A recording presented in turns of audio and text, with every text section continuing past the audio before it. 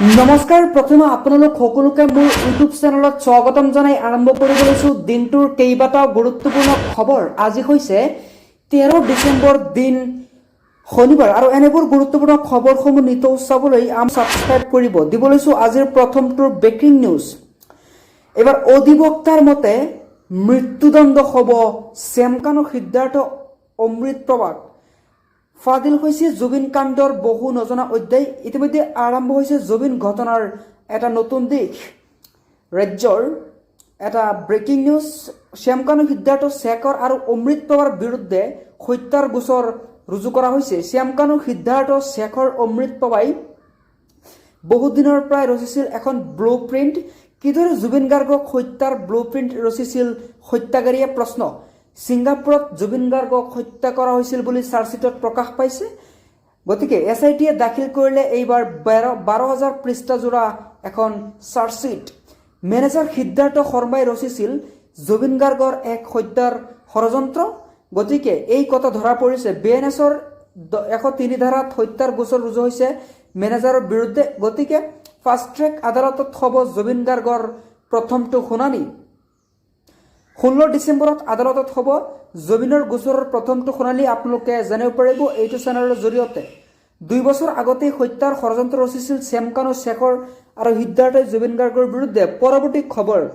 চৰকাৰী ভূমিত বাস কৰা সকলোকে শেষ সকীয়নি দিছে ৰাজ্য চৰকাৰে। একেলগে চৰকাৰীত বসবাস কৰা মাটিত 8টাকৈ স্থানত চলিব প্ৰশাসনৰ বুলডোজাৰ। প্ৰচণ্ড শীতৰ মাজতেই ৰাজ্যত চলিব মধ্য উজনি অসমত পুনৰ উচ্ছেদ অভিযান। চৰকাৰী ভূমিত বাস কৰা সকলো লোককে এইবাৰ শেষ সেকনি দিলে ৰাজ্য চৰকাৰে। একেলগে কেৱল 8টাকৈ স্থানতে নহয়, বহুকেইটা স্থানত চলিব উচ্ছেদ অভিযান।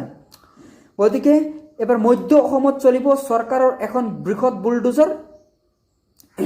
চৰকাৰৰ ভূমি বেদখলকাৰী যিসকল আছে তেওঁলোকক কোনো কাৰণত ৰেহাই দিয়া নহ'ব, তেওঁলোকক উচ্ছেদ কৰা হ'ব। ধিঙৰ চাৰণাবৰী, ভেৰবৰী বিল, টুকটুকুটি মৈৰামাৰী বিল, মৈৰাদত মাগুৰমাৰী বিলত চলিব উচ্ছেদ অভিযান। ইফালে উচ্ছেদৰ বাবে সকলো প্ৰকাৰে সাজু হৈ উঠিছে নগাঁও জিলা প্ৰশাসন। পৰৱৰ্তী খবৰ।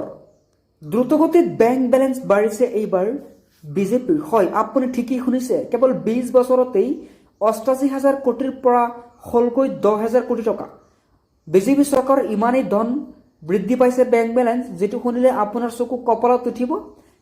20 বছৰতে 10,000 কোটি টকালৈকে বৃদ্ধি পাইছে বেংক বেলেঞ্চ।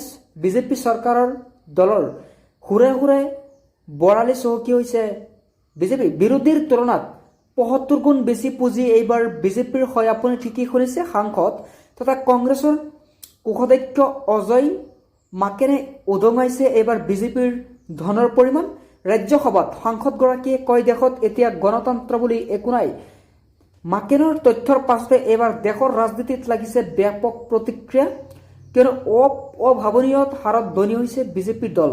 যিহেতু বিজেপিৰ দলত 88,000 বৃদ্ধি পাইছে। 16 ডিচেম্বৰত হ'ব জুবিন গাৰ্গৰ ঘটনাৰ প্ৰথমটো শুনানি। আপুনি ঠিকেই শুনিছে।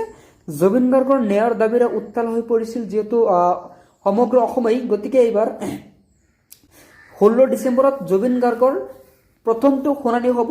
আৰু এইবাৰ যিহেতু চাৰ্জশ্বিট দাখিল হৈছে হিমন্ত বিশ্ব শৰ্মাৰ কোৱা মতে, গতিকে এই চাৰ্জশ্বিট দাখিলক লৈ ক্ষোভ প্ৰকাশ কৰিছে বহুকেইজন লোকে। গতিকে ইয়াৰ মাজতে জুবিন গাৰ্গৰ পত্নী গৰিমা গাৰ্গে এটা ভাল মন্তব্য কৰিছে। তেওঁ কৈছে যে আমি ধন্যবাদ জনাইছোঁ চৰকাৰক, যিহেতু কথামতেই আমাৰ অভিযুক্ত যিবিলাক আছে ওলাই পৰিছে। গতিকে তেওঁলোকক আৰু কঠিন শাস্তি দিব লাগে বুলি আহ্বান জনাইছে চৰকাৰক চাৰ্জশ্বিট দাখিল হোৱাৰ পাছতে। প্ৰদীপ কোঁৱৰে অধিবক্তা প্ৰদীপ কোঁৱৰে এক মন্তব্য কৰিছে যে তেওঁলোকক অভিযুক্তকেইটাক মৃত্যুদণ্ড দিয়া হ'ব। গতিকে আপোনালোকে ভাবক যে আপোনালোকে নিশ্চয় কমেণ্টৰ জৰিয়তে জনাওক যে কি কৰিব লাগে অভিযুক্তকেইটা। চাৰ্জশ্বিটক লৈ যিটো জুবিন গাৰ্গৰ চাৰ্জশ্বিট আছে সেই চাৰ্জশ্বিটক লৈ অসন্তুষ্টি প্ৰকাশ কৰিছে শিৱসাগৰৰ বিধায়ক অখিল গগৈ। হয়, আপোনালোকে ঠিকেই শুনিছে। তেওঁ ক'লে যে এই চাৰ্জশ্বিটখন মই ডাষ্টবিনলৈ দলিয়াই দিম। এইটো এটা চাৰ্জশ্বিট হ'ল নেকি এইবুলি প্ৰশ্ন। তেওঁ কৈছে যে 84 দিনে কেৱল শূন্যত গদা ঘূৰালে তদন্তকাৰী দলে।